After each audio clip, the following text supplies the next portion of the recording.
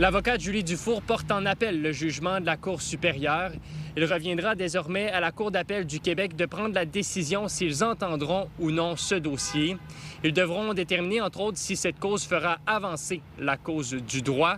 On peut entendre Maître Levasseur en lien avec les motifs qui l'encouragent à mener ce dossier en appel. En fait, on invoque principalement deux motifs. Le premier, c'est l'interprétation de l'article 590 de la loi sur les élections et référendums municipaux. Notre argument, c'est qu'on ne peut pas se contenter d'appliquer le texte d'une façon littérale parce que ça mènerait à des résultats qui sont à la fois absurdes et injustes. Le deuxième argument, c'est en lien avec une pièce qui a été produite au procès, c'est la pièce P12, qui essentiellement est une impression, c'est l'impression d'une page web qui rapportait les paroles de ma cliente. Et le juge de première instance en a tiré la conclusion suivante. Parce que ma cliente ne s'est pas défendue lors d'une mêlée de presse qui a été rapportée dans la pièce en question. Le dossier dure déjà depuis plusieurs années. Si on remonte chronologiquement, les faits se seraient déroulés en 2021, alors que Julie Dufour se présentait pour les élections municipales. Le 20 août 2025, soit 4 ans plus tard, elle est reconnue coupable d'un des 3 chefs d'accusation en lien avec des manœuvres électorales frauduleuses. Le jugement est finalement validé par la Cour supérieure. À ses yeux, il est surprenant que le dossier se rende aussi loin. Écoutez, c'est l'emploi du conditionnel. C'est une conversation ambiguë, vague, si tant est qu'elle ait eu lieu, cette conversation-là. C'est une conversation qui est ambiguë, qui est vague. Donc, pour répondre directement à votre question, non, je ne pensais pas qu'on allait se retrouver à la Cour d'appel. À chaque fois que le dossier de Julie Dufour revient dans l'actualité, il est toujours question des frais associés à cette procédure. Cependant, le cabinet du maire Luc Boivin rappelle que la Ville a signé une résolution en début de mandat comme quoi la Ville ne paierait plus les frais associés à ce dossier. Toutefois, cette entente ne comprend pas l'argent déjà déboursé avant la signature de cette résolution. Julie Dufour s'était alors engagée publiquement à les payer. À Saguenay, Louis-Mathieu Courneau pour Nouveau Info. Sur la scène judiciaire, l'identité de la victime du 2e meurtre de l'année à Saguenay reste toujours à être dévoilée. Mercredi soir, un individu possiblement en crise aurait tué un de ses voisins et blessé un autre à Jonquière. Le suspect, Marc Gilbert, a été formellement accusé de voies de fait armées pour l'instant. D'autres accusations pourraient s'ajouter d'ici sa prochaine comparution au palais de justice de Chicoutimi, vendredi prochain. L'usine de Domtar a repris ses activités à Dolbeau-Mistassini. Il y a 1 mois et demi, les opérations ont été mises à l'arrêt après la découverte d'une fissure sur un rouleau essentiel au procédé de fabrication. Les réparations ont donc permis à l'ensemble des 177 employés de revenir au travail. Le rouleau, qui est maintenant reconditionné, va servir de solution temporaire jusqu'à la réception du nouvel équipement prévu dans les prochaines semaines. C'est dans notre ADN de faire ce type de réparation-là. On a pris en charge le projet de l'ingénierie. On a conçu différentes alternatives pour eux, pour en retenir une. Donc, dans un délai de 4 semaines, qui était quand même très ambitieux, on a réussi à retourner le rouleau à l'usine le 1er juillet. Ça leur fait commencer leur production vraiment en avance. L'école secondaire des bâtisseurs à Jonquière a pris la décision de mettre fin à son partenariat avec Football Saguenay. L'organisme assurait depuis près de 5 ans la gestion et l'animation du football parascolaire. Une décision qui amène définitivement plus de questions que de réponses au dire de l'organisation sportive. On s'explique un petit peu mal d'avoir reçu cette lettre-là en date du 7 juillet. Lorsqu'on a terminé la saison au début du mois de juin, on a eu une saison ce printemps au niveau des harfans à l'école des bâtisseurs. Donc ça nous prend un petit peu par déroute. C'est sûr que nous, de notre côté, c'est un partenariat. Donc, on accepte que l'école décide d'utiliser ses propres choses, son programme pour gérer ses trucs. Sauf qu'on pense à nos jeunes, aux parents qui se sont impliqués, les bénévoles, notre équipe d'entraîneurs aussi, parce que présentement, on a 10 entraîneurs qui vont se retrouver sans emploi à l'automne. Dans une missive adressée à Football Saguenay, l'établissement scolaire laisse entendre que plusieurs éléments l'ont poussé à revoir son modèle de fonctionnement.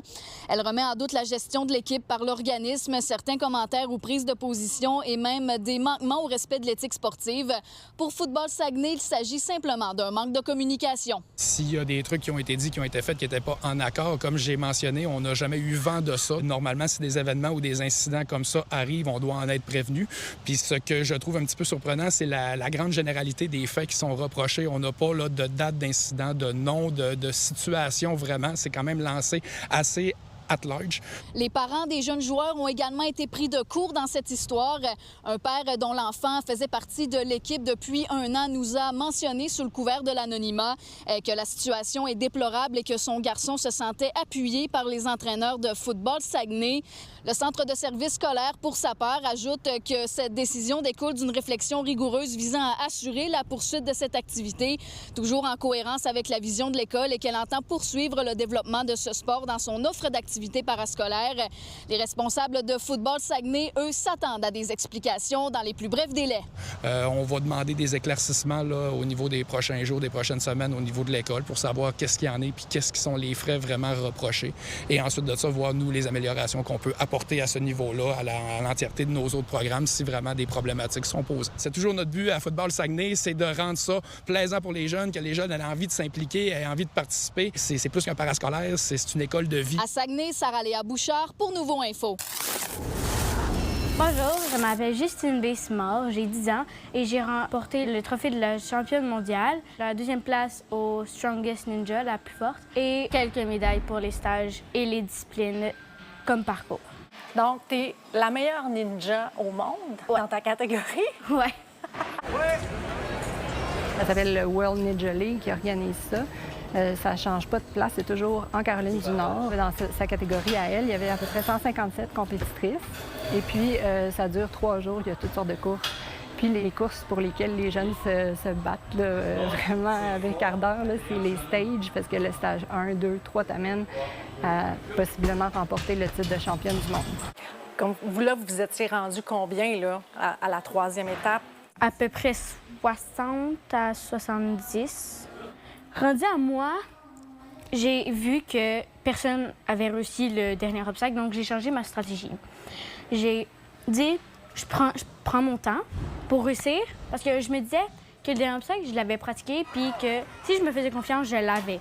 Dans mon dernier obstacle, ma tête voulait tenir, mais mes mains étaient comme ça, genre je voulais pas lâcher. C'est extraordinaire de faire ça parce que, je te l'ai dit, je suis benjamine, fait que je m'attendais pas à ça. Puis là, quand j'ai buzzé, j'étais extrêmement contente. Là, c'était le plus beau rêve de ma vie en ninja. J'étais... Mouah! Je vais juste mettre le chrono. Je vois en elle une énorme envie en compétition de réussir. En compé, je sais que même si on fait des trucs en cours, qu'elle a peur ou que quoi que ce soit, je sais qu'en compé, j'ai aucun doute. Que je sais qu'elle va le vouloir au max puis elle choquera jamais, comme on dit. Je pense qu'elle, sa force, c'est vraiment dans le mental. Comment ça se fait que tu as voulu devenir une ninja, toi? On est allé dans un gym, puis là, j'étais vraiment bonne.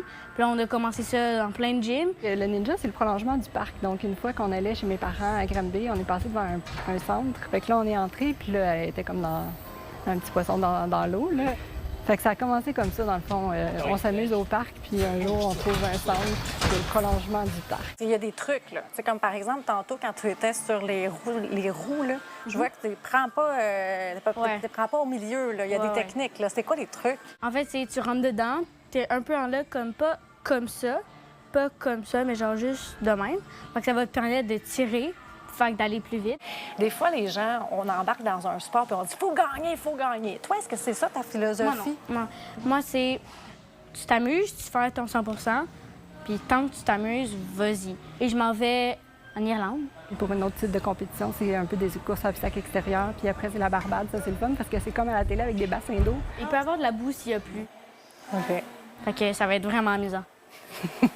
Bien, on va te souhaiter bonne chance. Merci. À Montréal, Véronique Dubé pour Nouveau Info. Le Canada accueille la Coupe du monde de soccer. C'est une première dans l'histoire du pays. C'est un rêve. C'est les émotions, c'est la fête. That's what soccer is about. All can dream. C'est la plus grande compétition qui ait pu exister dans le monde. On a été invité par Soccer Canada. C'était une des séances d'entraînement de l'équipe. C'est notre potentiel. On se met pas de limites. Oh, c'est maintenant que ça se passe. La Coupe du monde a aussi un côté rassembleur qui attire les plus grandes stars. Ouais, Cliff, ça va bien? Ça va bien. Enchanté. Grenadier à la sauce, ça qu'a fait. Mais la Coupe du monde, ça demeure un pari très audacieux, risqué, coûteux, avec ses zones d'ombre. Dites-nous combien vous avez payé pour l'ensemble. 12 000. 12 000? C'est quelques zéros. Oui, OK. Accrochez-vous, on vous fait vivre la Coupe du monde à Toronto comme si vous y étiez.